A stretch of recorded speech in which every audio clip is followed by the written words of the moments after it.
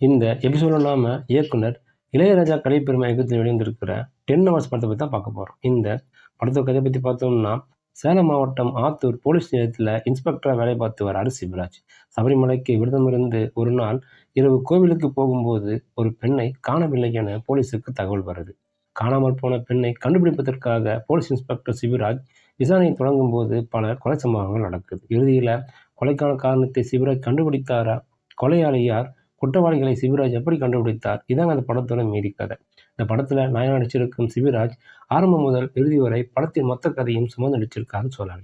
சபரிமலைக்கு மாலை அணிந்து நெற்றி நிறைய பட்டை அணிந்து அவர் துப்பறியும் காட்சிகள் மிகுந்த எதிர்பார்ப்பு ஏற்படுத்தியிருக்குன்னு சொல்லலாம். இதுவரை இல்லாத மாறுபட்ட கதைக்களத்தில் நடித்திருக்கும் சிவராஜுக்கு இந்த படம் திருப்பு முனையா அமைஞ்சிருக்கு.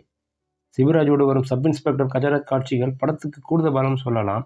டாக்டராக வரும் ஜீவா ரவி, ஆம்னிபஸ் கிளீனராக வரும் முருகதாஸ் மற்றும் திலீபன், உதயா, சரவண சுப்பையா, சர்மிஷா நிரஞ்சன் ஆகியோர் நடிப்பு படத்திற்கு பக்கபலம்னு சொல்லலாம். கேஎஸ்ஐ ரசிக்க வச்சிருக்கு. கார் சேசிங் காட்சிகளில் ஜெயகார்த்திக் ஒளிப்பதிவு பாராட்டும்படி இருக்குன்னு சொல்லலாம். ஒரே இரவில் நடக்கும் பல சம்பவங்களை அடுத்தடுத்து என்ன என்ற எதிர்பார்ப்போடு பார்க்கும் வகையில் பார்வையாளர்களை கொண்டு சென்று மாறுபட்ட த்ரில்லரோடு ரசிக்கும் வகையில் இயக்கியிருக்கிறார் இயக்குனர். கதாநாயகி இல்லாமல், பாடல் இல்லாமல் முற்றிலும் சஸ்பென்ஸாக படம் நகர்த்தியிருப்பது சிறப்பு. ஒரே இரவில் தொடங்கி ஒரே இரவில் நடக்கும் பல சம்பவங்களை பரபரப்பாக ஆரம்பம் முதல் முடிவு வரை சஸ்பென்ஸ் த்ரில்லாக பார்த்து ரசிக்க வச்சிருக்கு 10 ஹவர்ஸ். கிளைமாக்ஸ் காட்சிகள் இன்னும் அழுத்தம் சேர்த்திருக்கான்னு தோணுது.